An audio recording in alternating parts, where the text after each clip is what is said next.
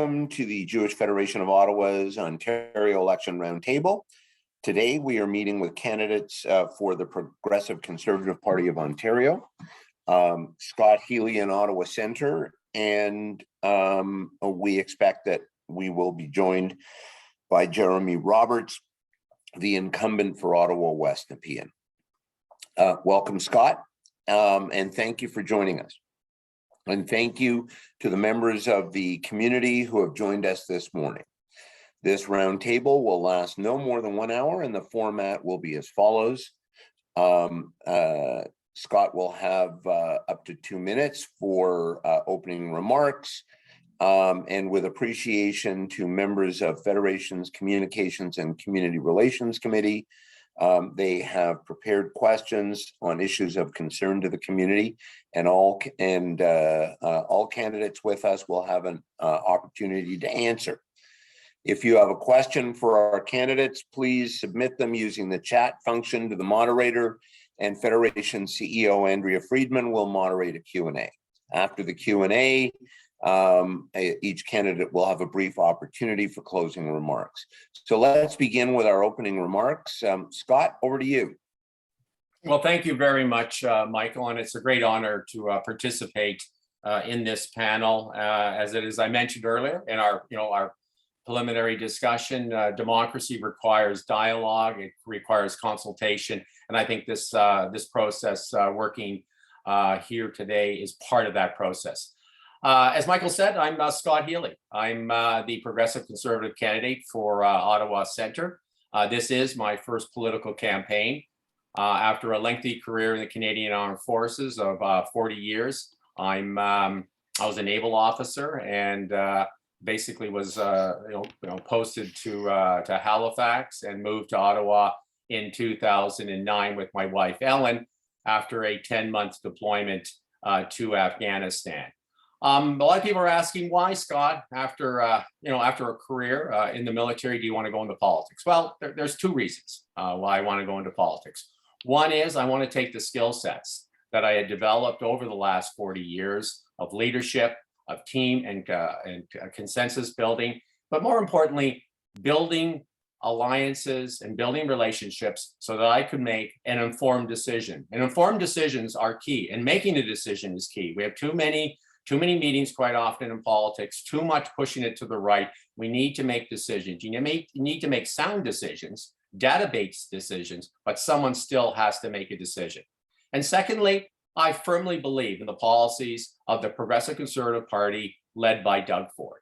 The 5 themes that this campaign is based on as we move Ontario forward out of the pandemic is rebuilding the economy. As our economy here in Ontario sits at 5.2% unemployment, the Toronto area is the 3rd largest high-tech employer in North America after Silicon Valley and New York. We need to remain competitive. It is a competitive world out there. Every single day, people are knocking at your door, whether it's Michigan, Texas, Kentucky, or China. It is a competitive world. We need to remain competitive. And in order to remain competitive, we need to build infrastructure of new hospitals, new schools, public transit, highways and roads, the infrastructure of sewer and waste management. Those are the infrastructures that we need, because we are going to grow as a province by 5 million people in the next 20 to 25 years. Ottawa is going to grow by 500,000 people. We need infrastructure. If we do not build infrastructure now, we are doing ourselves a disservice as a province, because again, it affects our competitiveness to move product to our biggest trading partner, in particular, the United States, where over 75% of our trade, as you're well aware, goes to. The third point of the Doug Ford platform is working for workers, ensuring workers get a fair deal by raising the minimum age, by giving sick days, one of the best programs in North America. The fourth line of effort is the line of effort to ensure that no more taxes, no more taking money out of our pockets. Let's ensure that we put money into the pockets of people. Hardworking Ontarians like all of you and millions more are tired of getting taxed. I think we're at the end of it. And the fifth, after we've lived through this very difficult couple of years, we all have, it's time to have a plan to stay open. Whatever the outcome over the months, ahead with regards to the pandemic, we need to have a plan, and Doug Ford has a plan for that. So when I go back to my very, very first campaign, when I was a young student in grade 13 back in those days, now we have a party that wants to bring back grade 13. I don't see why. But anyways, when I had to go to grade 13 to get ready to go to university, one of our civic classes that year, which was the spring of 1981, was to get involved in a political campaign. Well, I chose the Progressive Conservative Party led by Bill Davis. That was the March election that Bill Davis won his second majority. And I've been stuck believing in the policies of a progressive conservative party, conservative and responsible on fiscal and economic issues, and progressive on social issues. So thank you very much again, Michael, for the introduction. I hope that provided the viewers with an idea of who, and a little idea of who and what I am. And I'm happy now to delve into some of the questions. Thank you. Okay, thank you, Scott. We're now going to be joined by our volunteer questioners, Tamara Fathi and Jonathan Friedman. There may be one other that joins us, depending on his internet status. I'm going to ask Tamara to ask the first questions. Great, thank you, and good morning. So the first question is related to anti-Semitism, security, and racism. As you know, anti-Semitism and other forms of hate are on the rise. Jewish houses of worship, schools, childcare facilities, and community centers have been vandalized or attacked around the globe, often with deadly consequences, and Ontario is not immune. Jewish holidays and life cycle events in our province are often celebrated with paid duty police or security personnel guarding the doors. Worshippers plan toward which exit they will run or where they will hide if an attacker enters the sanctuary. Ensuring safety in the face of hatred is not a responsibility that should be borne by communities alone. It requires support from government. How will your party provide support for safety and security at community institutions such as houses of worship, community centers, schools, childcare facilities, and summer camps? Thank you, Tamara. Well, it goes without saying, it goes without saying that no people, no organization, no religion should have to bear racism, anti-Semitism. It's just unacceptable. And again, that sounds cliche from any politician, but it should not happen. And it should not be happening in our country of Canada, which is as diverse as we are and as accepting as we are. We should not be allowing this to happen. Now, I guess what I would argue, Tamara, there's two lines to that.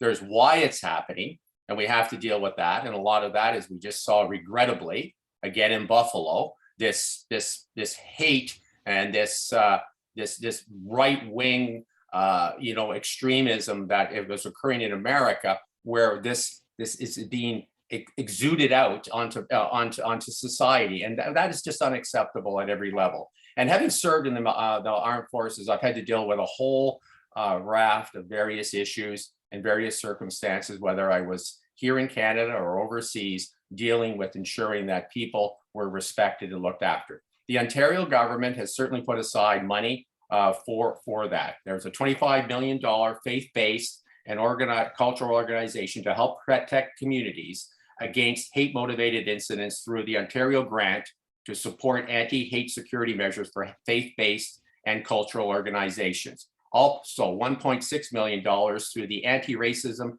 and anti-hate program, supporting community-led initiatives that will help build capacity with communities and deepen understanding to address the impacts of racism.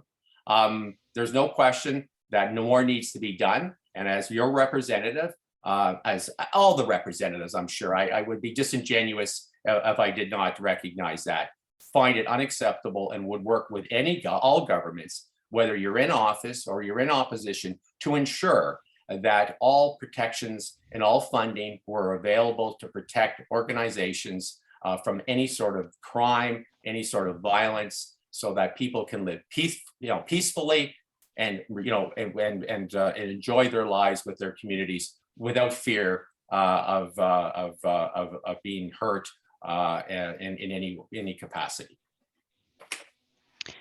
Thank you so much, Scott.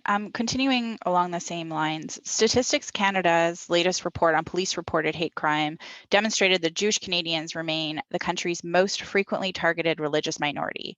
Jews are approximately 1% of Canada's population, but were victimized 62% of hate crimes against a religious group. How will your party provide support, including enhanced training, to identify and respond to anti-Semitism, to improve the capacity of police, Crown attorneys, and judges to address the unique features of hate-motivated crime and extremism? All right, got the mute button off again or on again. Well, the government in October of 2020, the Ontario Progressive Conservative government adopted and recognized the working definition of anti-Semitism as adopted by the International Holocaust Remembrance Alliance in May of 2016 through an order in council. Additionally, the government has provided $327,000 to the Friends of the Simon Wiesenthal Centre for Holocaust Studies to support 2 summer learning programs to assist educators in dismantling systems of oppression and anti-Semitism and help students learn about human rights, injustice, encouraging ideas for creating positive change. This funding is part of the government's $6.4 million Safe Return to Class Fund. An additional $148 million, again, to the Simon Wiesenthal Center for Holocaust Studies to create a collection of bilingual classroom resources and programming that will help students recognize and address anti-Semitism, including workshops, webinars for students and for parents. Again, another additional $150,000 to the Center for Israel and Jewish Affairs, working in collaboration with organizations as Facing History and ourselves to develop bilingual classroom, again, support mechanisms addressing anti-Semitism, including, again, workshops. The government is clearly committed, and Doug Ford, being the kind of person he is, for sure, where he grew up, is fully supportive of eliminating racism, eliminating anti-Semitism as much as possible. It is a priority on the social side, without a doubt. Thank you so much, Scott.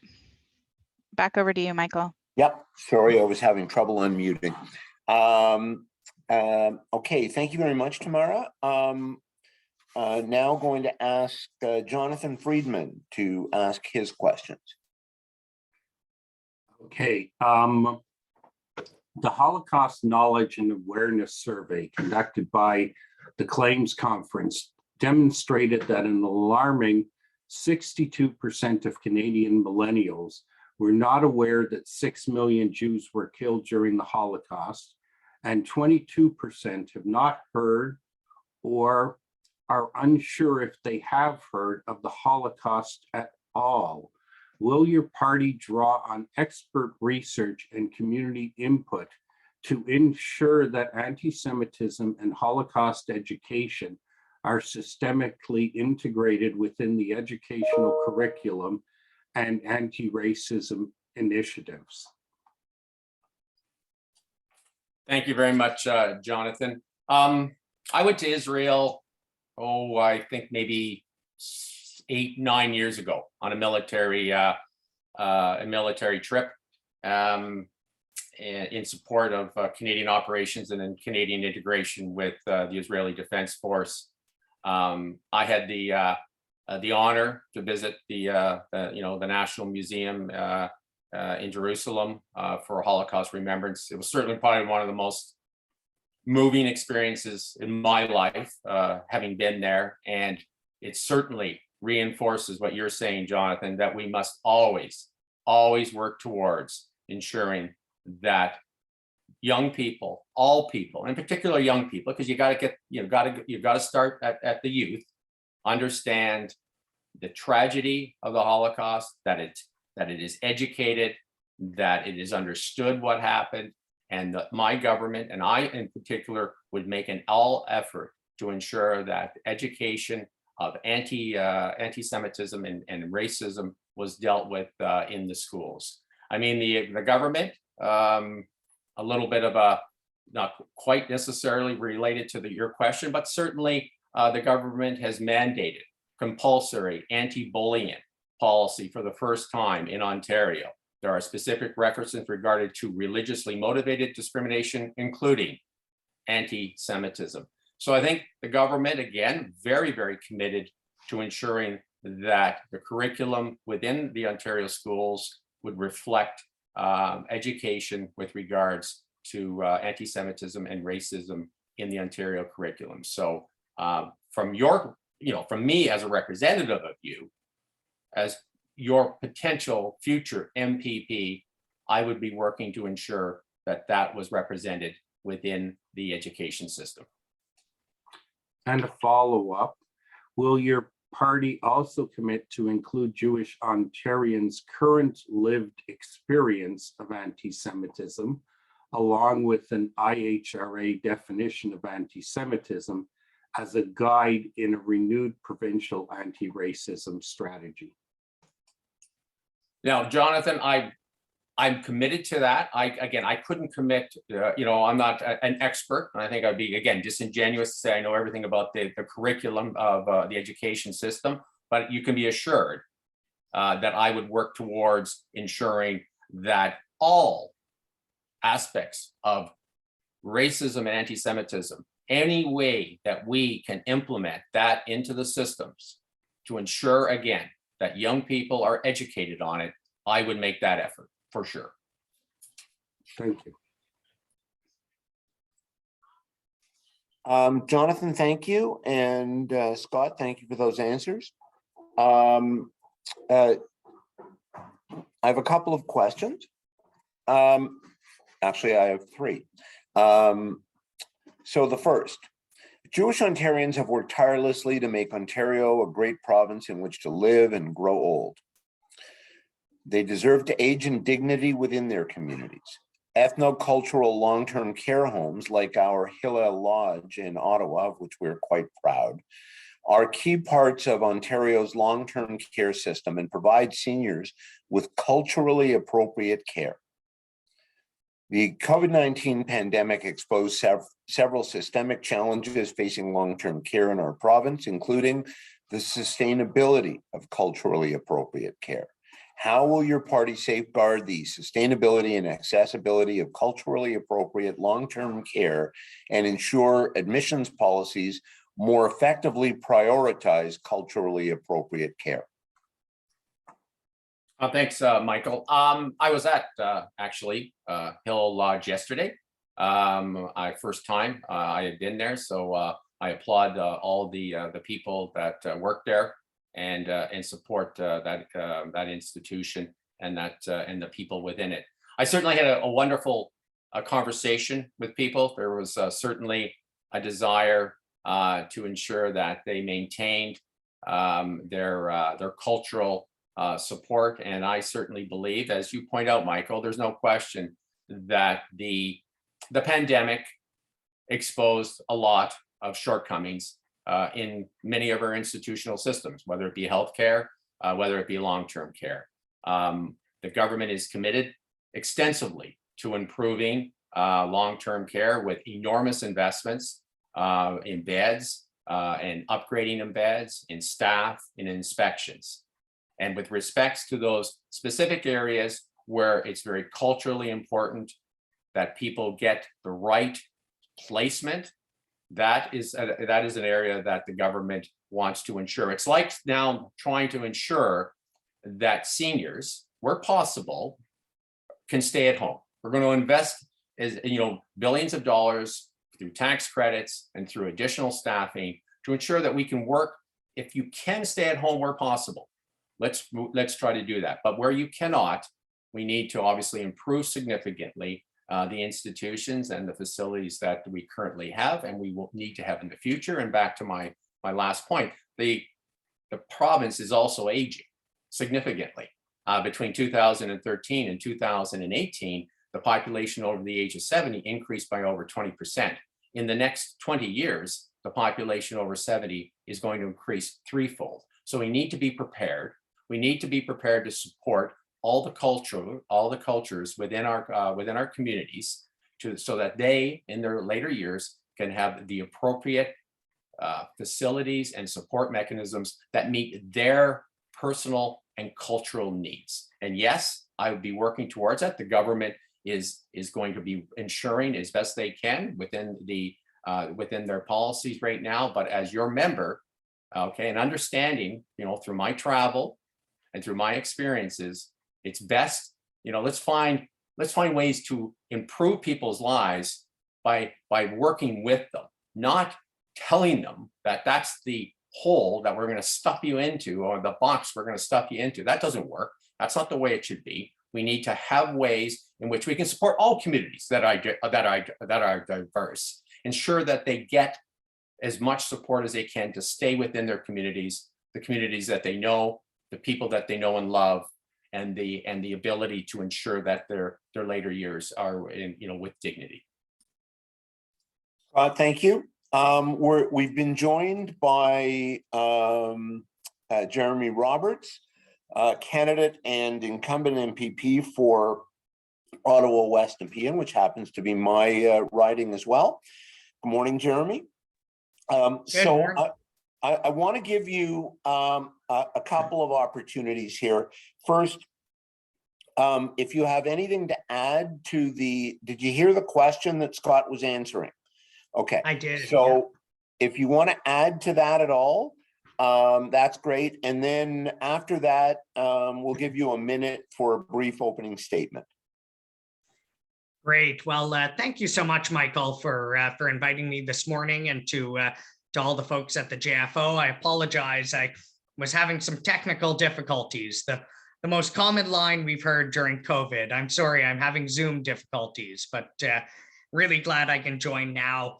Long-term care, of course, is one of the key issues that our government has been working to tackle over the past couple of years. And I would really say that there's three issues in long-term care that need to be addressed. First of all, it's the shortage of beds. Second of all, it's the shortage of staff and making sure that we're retaining staff. And third is the quality of care. And on all those pieces, I think I can say that we're making tremendous progress in addressing them.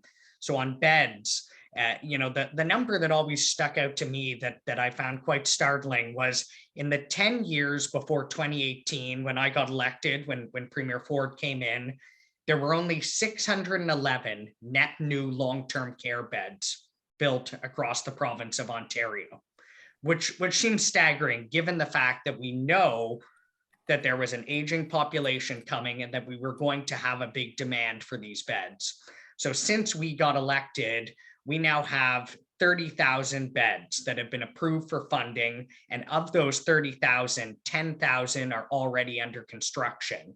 And what our ministry has done is taken models like Hillel Lodge, which show, a fantastic success story of how to do culturally appropriate long-term care, and looked at expanding that model province-wide. There's a couple other examples I can point to. Namely, there is a new long-term care facility being built in Richmond Hill for the Chinese community, because of course they have a huge Chinese diaspora in the Richmond Hill Markham area. So we are absolutely committed to that model where it can be successful. And across Ottawa, we're starting to see lots of new long-term care facilities built. In fact, in my riding in Ottawa West-Nepean, which, as Michael mentioned, is just a stone's throw away from the JFO, we're going to get a brand new 240-bed facility run by the Pearly Rideau, the Veterans Long-Term Care Facility, which will be a great addition to our community. And then just to touch on the other two quickly. So on staff, we're currently providing tuition support to train an additional 2,000 PSWs and an additional 2,000 nurses and an additional 16,000 PSWs. So lots of additional staff coming into the system. And on quality of care, we've actually raised the daily direct hours of care from 2 hours to 4 hours.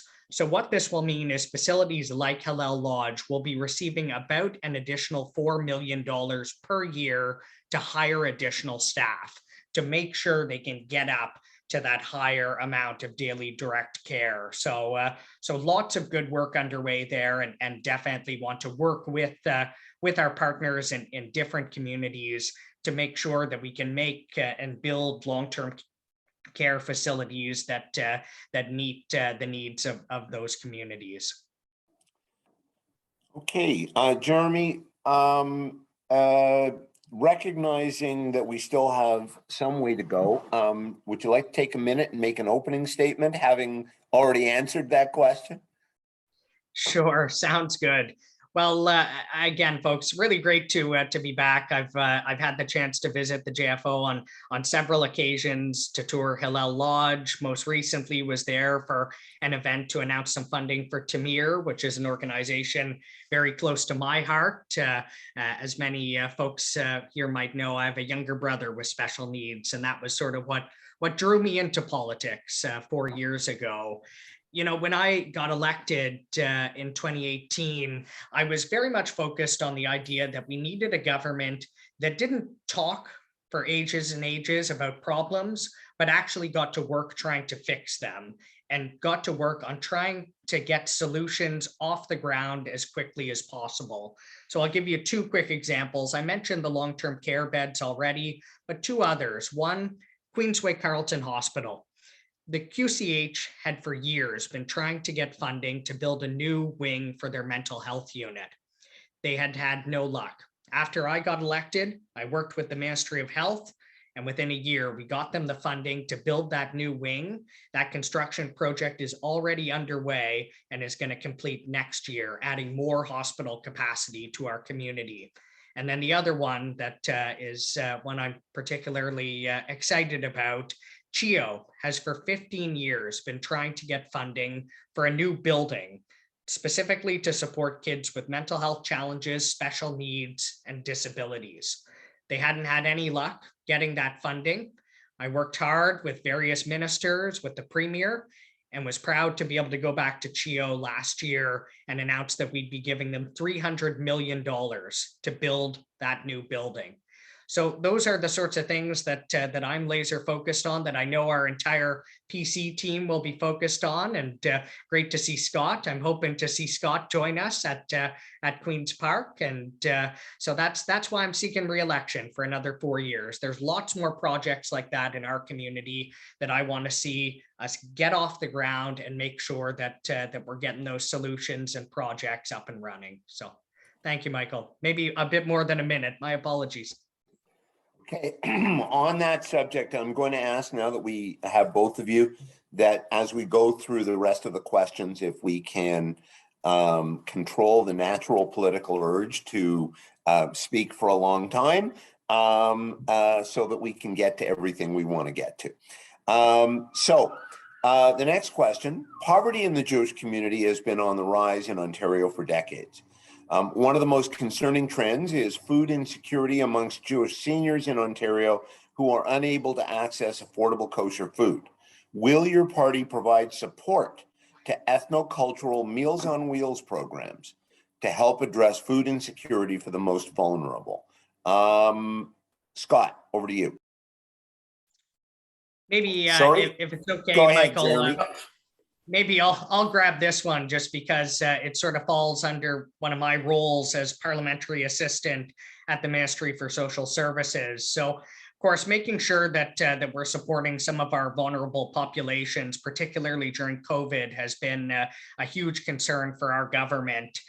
Over the course of COVID, we ended up providing over $1 billion in support to different social services agencies across our community through the Social Services Relief Fund, which included, one-time emergency grants for those who were really struggling, support for food insecurity, grants for some of our food banks, a bunch of different initiatives through that program.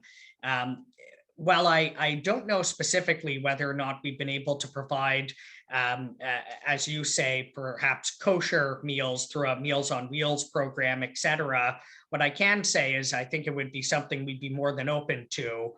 One program we do provide is the free school lunches program for vulnerable youth who can't afford to bring their own lunches to school. And we made sure that that was a program that offered different alternatives for different groups, including kosher meal options. So I'm more than happy in my capacity as parliamentary assistant there to bring that feedback back and say, listen, as we go forward, looking at future rounds of supports for social services agencies, supporting, whether it's vulnerable seniors or whoever it might be, that we take into account providing kosher options as well. So we'll take that back for sure. Thanks, Jeremy. Scott, do you have anything to add to that? Thanks, Michael. I would just add again to what I said earlier, and in support of what Jeremy and the government is doing. Not everything fits everybody, and we need to be much more conscientious and much more empathetic to various communities and ensure, as this population of this province grows and that our diversity continues to increase, that we serve the needs of the people, not top down. Let's build it from bottom up, and let's look after communities on the basis that they want to be serviced, not us in government telling people what they should have and what they shouldn't have. Need to collaborate more, need to work more. And I think Jeremy, on what he's been able to do within this file, is commendable. And again, nothing's finished until nothing's ever finished. So you just got to keep working at it and keep improving the services that government offers people. Okay, thank you. So for this segment, this is the last question. And I suspect Jeremy is going to want to answer it. In April 2018, the then government of Ontario, the previous government, announced a $5.1 million grant for a proposed integrated living center for our agency, Tamir, which assists differently abled adults. The integrated living center was to be built on our Jewish community campus. It then went under review by the current government, and to this point has not taken place. Understandably, the pandemic meant funding for many previous projects had to adjust. However, moving forward, can you please share if and how your party will support this important community project? Sure. Thanks for the question, Michael.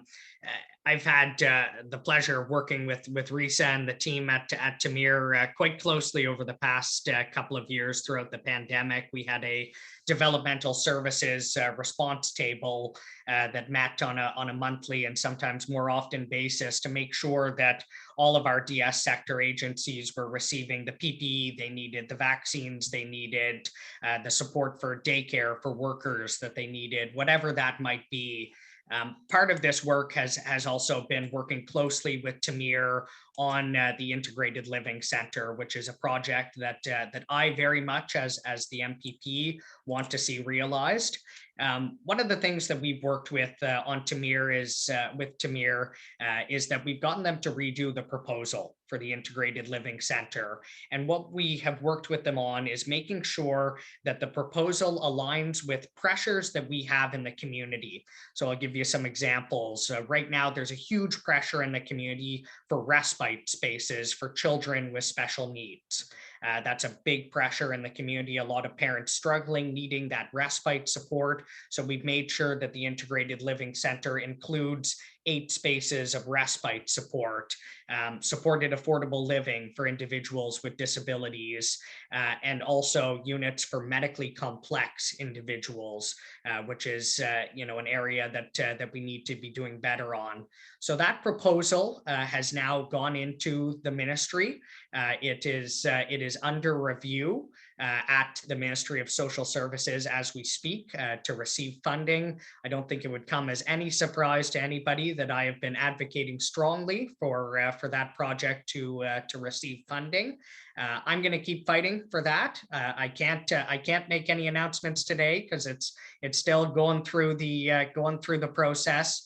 But I think the proposal that Tamir has put together, working together with us to align those priorities, is a phenomenal one. And the fact that there is so much support within our vibrant Jewish community, not just morally, but financially as well, to make this a reality, is something commendable. And again, I'm going to fight as hard as I can to make sure that gets done. Jeremy, thank you. Scott, anything to add? I would add, Michael, though I'm not 100% familiar with the file the way Jeremy would be, obviously, as the sitting member, and I would be fully committed to ensuring that that project was to move forward. I would simply, add, though, if you're getting the kind of action you're getting from Jeremy as one member from the Ottawa area, can you imagine what you would get with two members from the Ottawa area sitting on the government benches to get this stuff done? So I think, the work that Jeremy has done has been admirable. He's an outstanding MPP. He's worked hard for the community. He's represented it. He's got things done. And that's what Doug Ford's government's all about, getting things done. So this project would be one that was, I would fully support on the other side of the border, because that's right where we are. We got the facility straddling right there at the border between our two ridings. But that would certainly be a priority for me to work with the stakeholders to get that pushed through and see it come to realization. Okay, Scott, thank you. Now we're going to move to our open forum Q&A moderated by our CEO, Andrea Friedman. As a reminder to those watching, please submit your questions in the chat to the moderator, and Andrea will do her best to get to all of them. Andrea? So thank you, Michael. Thank you, Scott. Thank you, Jeremy. There's been a fair amount of questions already submitted, so I'm going to take a liberty with the first few and combine them into one, which is something we touched on earlier. Obviously, anti-Semitism, BDS, Holocaust denial are things of grave concern to Ottawa's Jewish community, and it's really a Canadian issue. Ontario needs to be applauded for adopting the IHRA definition of anti-Semitism, and we're incredibly grateful to the government for that. I guess the question is, how can it be applied so that the things that we're seeing on university campuses, and quite frankly in our high schools as well, that are in violation of the IHRA definition of anti-Semitism, that there's consequences for those things taking place on campuses that are funded by the government? Maybe I'll take a crack at that first, Andrea, and I'll let Scott jump in if he has anything to add. I think I'll speak to a specific example that sort of illustrates, our commitment to ensuring that this happens. About, I'm going to say a year and a half, 2 years ago, I had an individual in my riding reach out to me whose daughter was attending a high school in the riding. And the teacher had put forward a video that was incredibly anti-Semitic, and the daughter flagged this for her father, and the father raised it with me. I picked up the phone right away and called Minister Lecce, Stephen Lecce, our education minister, told him what happened, and within a day he had contacted the Deputy Minister of Education, who reached down through the system to the superintendent and to the principal, who ensured that the teacher was taken aside, spoken to, made to understand what had happened. They made sure that that video was taken completely out of the archives at the school, and they made sure that an opportunity was facilitated, I believe, through CIJA, to have the students spoken to discuss what they had seen and what different things they needed to understand about that material and why it was wrong. And this, I think, illustrates the importance of why it matters which party is in government. Our party, the PC party, we are committed to combating anti-Semitism. We're committed to our Jewish community here in Ontario. We're committed to the state of Israel, and having people who share that commitment is so important, because had there been somebody else in power who perhaps wasn't as strong a supporter, would have meant that when I picked up the phone and called the education minister, I might not have seen action so quickly.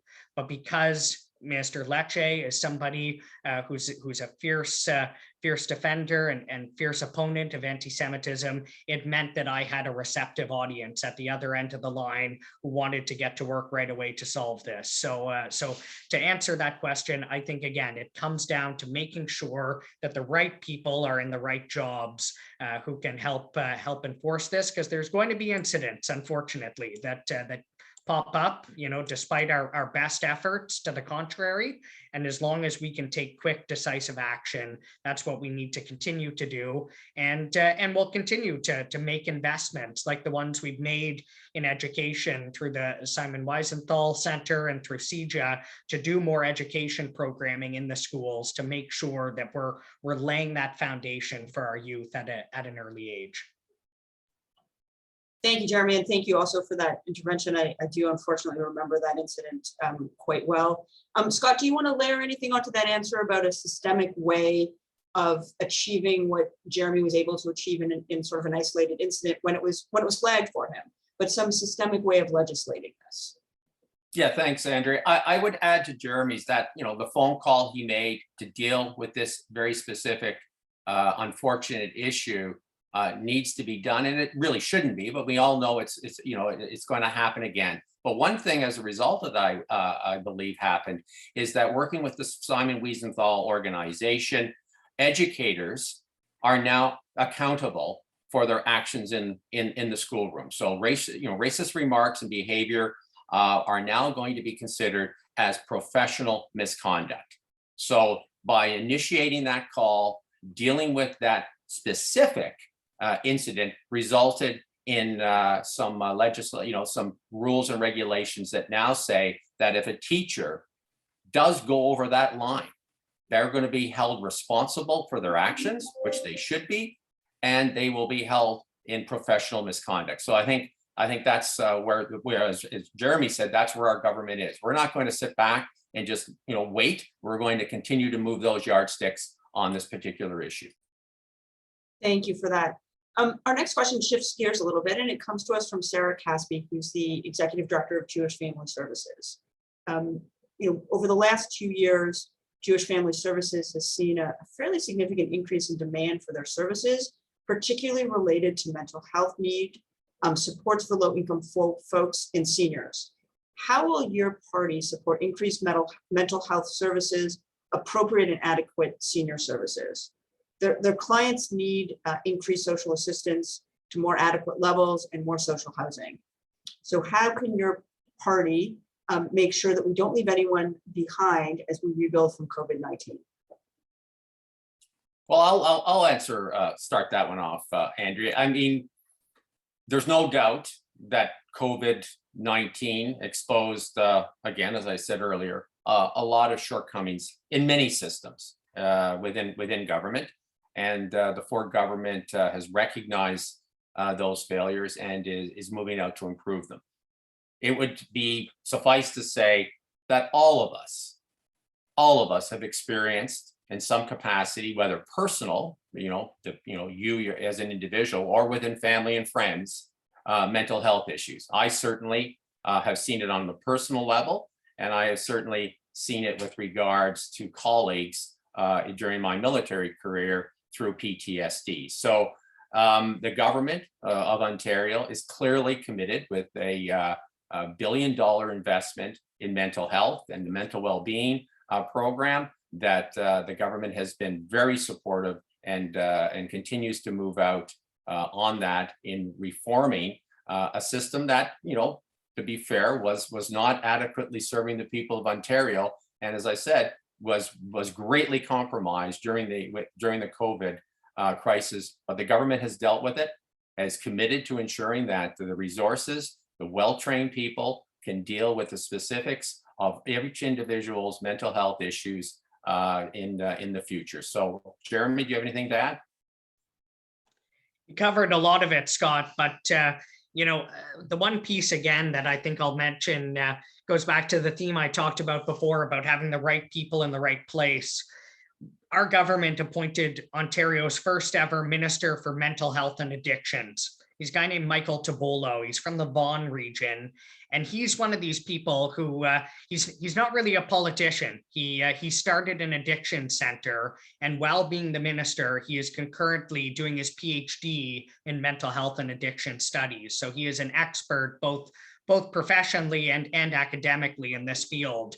And he's been in charge of rolling out our government's $3.8 billion mental health investment, which includes, for the first time ever, covering cognitive behavioral therapy for folks aged 10 and above through OHIP, which is a huge step forward.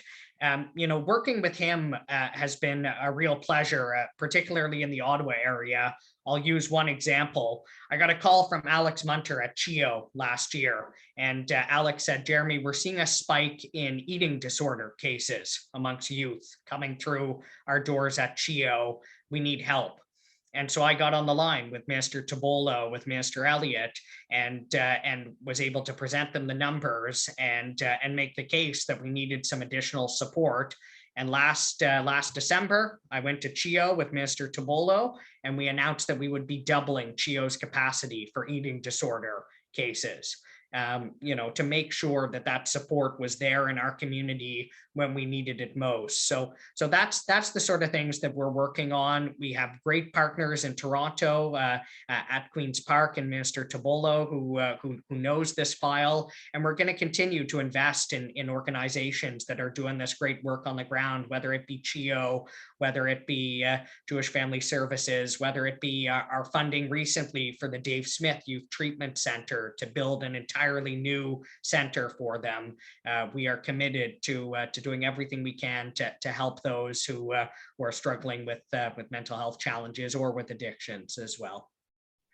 I would add, Andrea, to Jeremy's that commitment of $3.8 billion is over 10 years, and the program roadmap to wellness is committed to the government. But even since the election of the Doug Ford government in 2018, $7.9 billion has been spent for mental health. So it is certainly a high priority within the health care sector because we understand the long-term impacts of not dealing with these particular issues. So thank you both for that. I mean, I think we all, unfortunately, everybody on the call and everybody who's going to watch this video afterwards have just seen a dramatic increase in mental health challenges and lots of people that we know. And I think this is unfortunately going to be a long-standing impact of the pandemic. So the next question comes to us from Evelyn Greenberg. And Scott, I'm going to let you go first because she makes it clear that she's a resident of Ottawa Centre, so a potential voter for you. And Evelyn is disturbed by the number of homeless people that can be seen fairly regularly on our streets, particularly Indigenous citizens. What can your party do to provide them with the help and support that they need? Well, the government, again, part of its 5-point strategy is to build infrastructure and to ensure the right resources. And as Jeremy says, the right people are in the right position to support this. The government is committed to $3 billion to sustain, repair, and grow community housing over the next few years. They've also looked at a by name list needs base to improve access to supportive housing. I, of course, live, probably close to Evelyn, and I see it, on Bank Street, and I see it in Centertown, and it is extremely disturbing to see Canadians living on a grate, in all seasons with a blanket wrapped around them. It's heartbreaking that a country as wealthy as ours has this kind of social ill. But the Ford government is clearly committed, again, like all the candidates in my riding, to working to ensure that we can get the right resources and the right people in position. And part of the problem with affordability and homelessness is the issue with supply and the ability to build. And the government is clearly committed to ensuring that we can speed the process up on building by getting rid of bureaucracy, reducing the cost at the municipal level so that we can get the permits and get the, the files moving forward so that we can build more social housing, more community housing to support those that are in need at this time. Thank you, Scott. Jeremy, do you want to add anything? I think Scott covered most of the important points. Again, all that to say, during COVID-19, through that $1 billion social services relief fund, there was a lot of support provided to organizations in Ottawa combating homelessness, and we're going to keep moving forward and try and work on long-term solutions that will help solve this issue. So appreciate that. So thank you. I think we have time for just one more question. So our final question comes to us from Michael Korber, and he would like to hear from both of you. Your party's commitment to achieving Ontario's goals to address climate change, and how confident are you that the province will be able to meet those goals? Well, I mean, there's going to be a lot on this file, so I guess I'll probably miss something, but Jeremy will pick it up. The province is quite clear where the Progressive Conservatives are heading with regards to its commitment to reducing emissions. 2 examples: the Dofasco plant in Hamilton, the transferring from coal and coke ovens to electric will eliminate up to 3 million tons a year, as the Premier said even last night, up to 1 million cars. That's the equivalent to in emissions. Working with the cement industry also to reduce their impact, their footprint, because cement is a very high carbon emitter. The commitment to the automotive industry with regards to electric battery cars. I think that's self-explanatory over the last 6 months. Billions of dollars in collaboration with industry, the Ontario government and the federal government to convert plants to electric battery cars, I think is going to make Ontario a world leader in the manufacturing of those vehicles. Also, the $5 billion commitment to Windsor, to the electric battery plant, which is going to create 2,500 jobs for the Windsor area.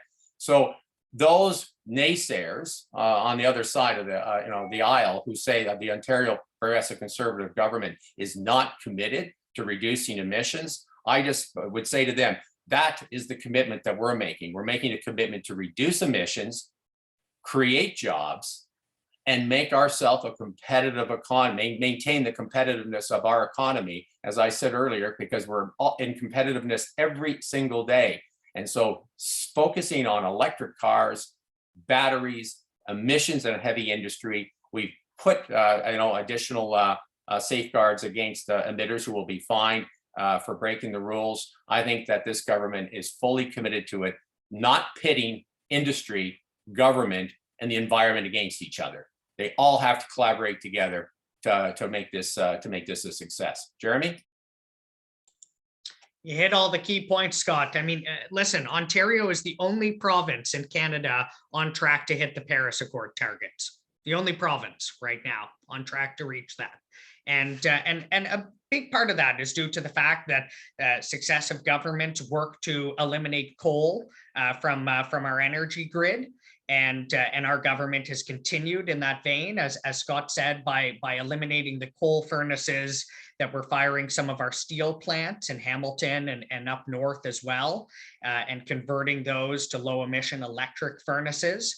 And then these electric car investments. I mean, I cannot understate the importance of these investments enough. We are talking about multi-billion-dollar investments in Oshawa, Oakville, and Windsor to convert those manufacturing plants over to electric vehicles. And we have an opportunity here, a rare opportunity in Ontario, to position ourselves ahead of the market as leaders in electric vehicles, because a lot of the minerals that they need for those batteries are up in Northern Ontario.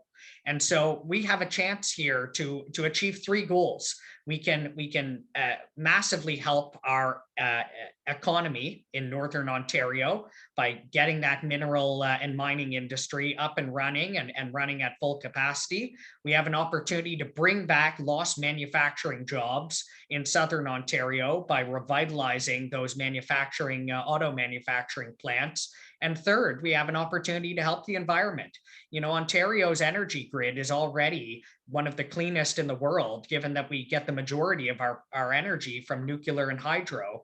So if we can get the cost of electric vehicles down by investing in this manufacturing capacity and get more people driving electric vehicles, we're going to be well positioned to continue to not just help combat the climate crisis, but also lead on it. So I'm very proud of our record so far.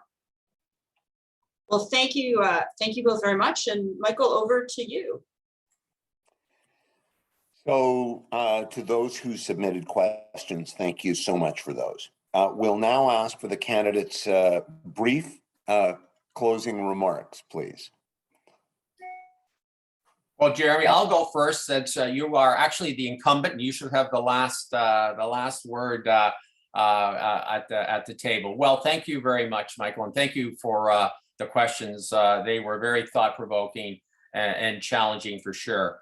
As a first-time candidate, I'm obviously getting to know the ropes of a campaign and the political process. But I've been around long enough to know that I have, for those people that are on the line here from Ottawa Centre, the skills required to represent you as your MPP, to join Jeremy in Toronto, to represent Ottawa far more effectively than what we are currently being represented by the incumbent in my particular riding in Ottawa Centre.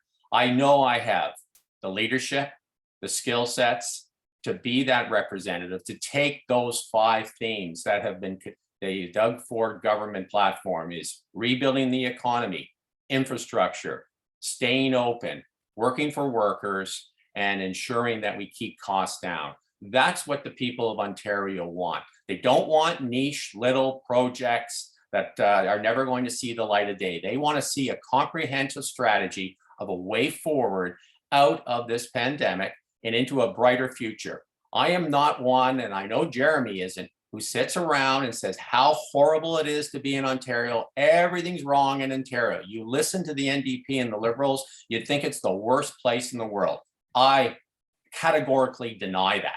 We've had 600,000 people come to Ontario since 2018. As I said earlier, we're going to have 5 million more people coming to this province in the next 20 to 25 years.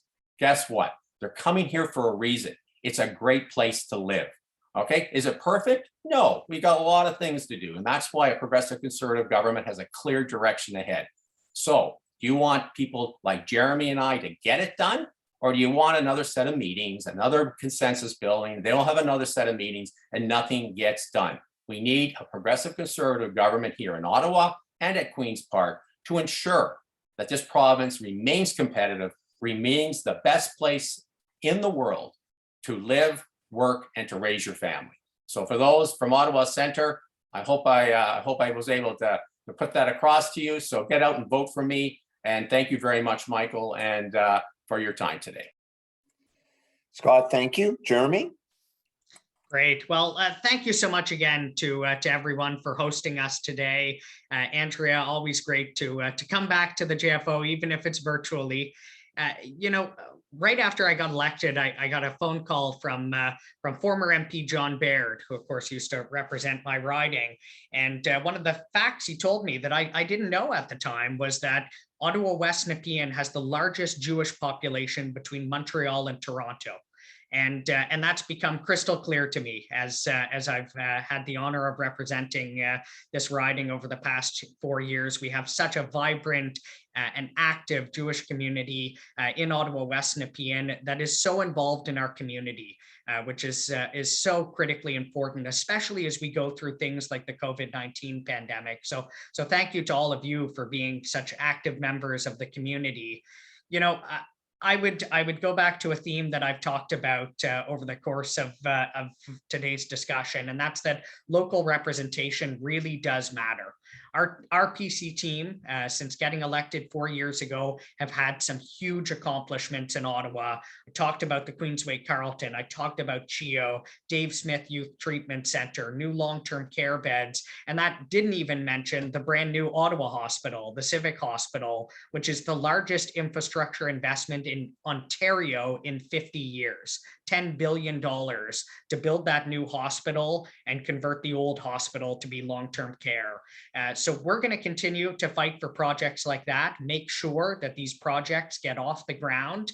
We need more PC representatives on our team. So I'm hoping that my friends over in Ottawa Centre will choose to elect Scott so that he can come and join our team and fight to get stuff done.